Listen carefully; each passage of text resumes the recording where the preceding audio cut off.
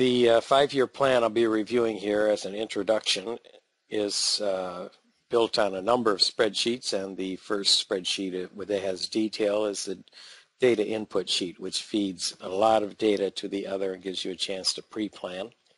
I have a sensitivity analysis sheet which allows you to do both a manual, high, low, medium, up to 12 scenarios, and then it is integrated with a statistical add-in that creates a separate spreadsheet with tornadoes and all that kind of good stuff.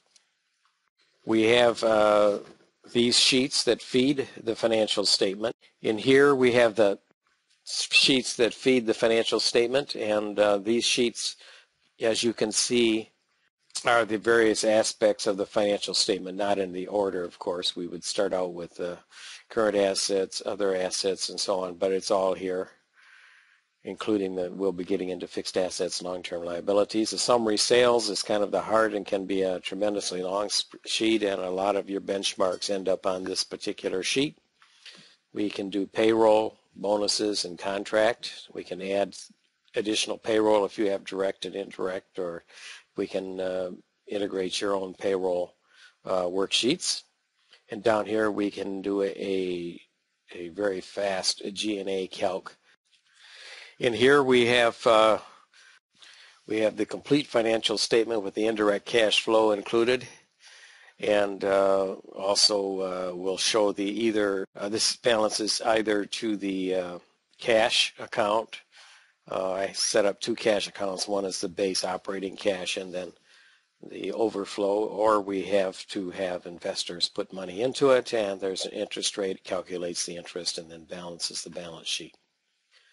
Then we have various summary sheets. We have a summary which is based on the Robert Morris financial model, now called the risk management financial model, and we can do annual and comparatives and so on. Then we have assumptions, an investment analysis sheet, break-even analysis, and a direct cash flow worksheet. This is the actual menu system, and it's all hot linked in. We can go directly to a sheet, and then using the back. All these sheets can be varied to your needs.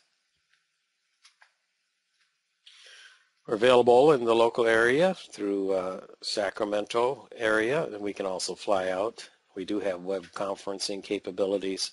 Happy to use that and have used it in the past. We have many tools available. Mind mapping is just one of many. Word for mail merge, including charts. We can create whole sentences if we have to in Excel and include it into the paragraphs in the business plan, depending on how complex you want it to be. So contact my consulting company shown below, right down there, and let's see if we can do some business together. Thank you. Hello, welcome to the spreadsheet. This looks identical to the final screen in the introduction. I'm going to take you on an overview of the sheet. I can't get into detail. I'll do that on future videos.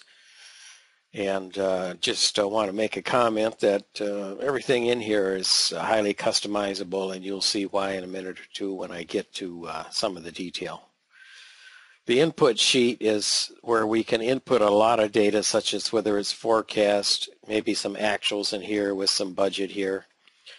And once we put the date in here, we then can, that'll automatically update all the spreadsheets. And of course there are various other data items, and we can add to this sheet and use it in your forecast, but I found this to be pretty adequate. This particular area here is where you input data that's used in the other sheets. You actually type in what you want to use for these asset categories on your financing, on your general summary sheet, and in your depreciation schedules. And we can take items as we add them, and we can finance them, and we can the rate of financing and the amount that's financed. So for instance, if we buy $1 million piece of land, we'll finance $950,000. Years depreciated will be 30. The years financed I have is 30, and the current rate at 10%. This automatically updates the whole spreadsheet that references these cells, including the final financial statement, which when brought into balance properly calculates the interest expense during those years. This can be used for input to quickly update the starting points in your depreciation and the long-term schedule. If you have carryover information, we can input it here, or we can do it directly in the sheet. I'm going to show which fields on here are constants and which are formulas. I have a macro that does this. I first name this area, which is ADEL, and then I run a macro, which is this quick one here, or I have a macro memory memo, which also does the same thing. We now know by looking at this chart here which of these are constants and which are formulas. You see this is being picked up from up here. Over here we have the constants and formulas, and you can see we're picking some of that up and some of it we're inputting. Just a handy thing that I can do when we're working on a spreadsheet. Especially if you've made changes and you've overwritten a formula, it's nice to be able to quickly see where you might have an overwritten formula that you want to, an overwritten formula which you want to convert back to a formula. I want to go over to the financial statement. Now at the present time, this financial statement is in balance. This is the balancing portion here. We have the assets, the liabilities. We have the summary of revenue, expenses, EBITDA, all that kind of good stuff coming down to net income. Down here we have an indirect cash flow, and it shows the cash and the cumulative cash required. Down here we have the more detailed backup for income and expenses, all modifiable and referencing other sheets. Okay, let's move on to what I call the sensitivity analysis sheet.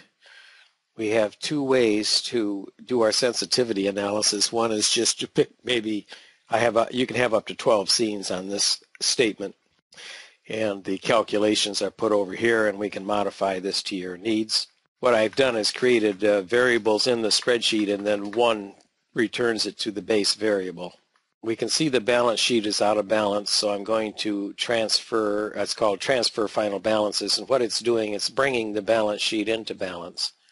We now have created the scene, and this will transfer the scenario down here, and we can now go ahead and input new variables in here for our, I've input worst case for sales and worst case for expenses. I did not change the amount of subordinated debt from investors in here. Once again, we see it's out of balance. Let me show you that over here. You can see it's out of balance here on the financial statement throughout all 5 years. Okay, let's go back. We're going to transfer final balances, and it has now recalculated the interest, all the debt needed, and so on and so forth. And it's brought our balance sheet into balance here. And it's showing that we need some investor input, which you'll see later is caused by the fact that we're increasing our construction in process. So let's transfer this scenario down. So now we have kind of a worst case scenario. I've now put in a best case scenario where we're showing the lowest cost and highest prices. We'll bring this into balance. We're now in balance, and let's transfer the scenario. And so now down here you can compare current forecast, the worst case, and the best case scenario. Easy to see down here in profit after tax. All this can be observed and modified in the plan. Now I'm showing here approximately 10 sensitivity items, but we can increase that just by inserting additional lines. In addition, I have set up down here an area where we would do an actual sensitivity analysis where we can take these variables and run hundreds of scenarios within an add-in that I have that creates a separate spreadsheet and does tornadoes and gives us the variance by category, by input item, and then we can delete certain ones that have little effect on the income and zero in on those that do. Then we can zero in on, can we tighten up our knowledge of those things so that we don't have to have our variables such as having fixed contracts and so on.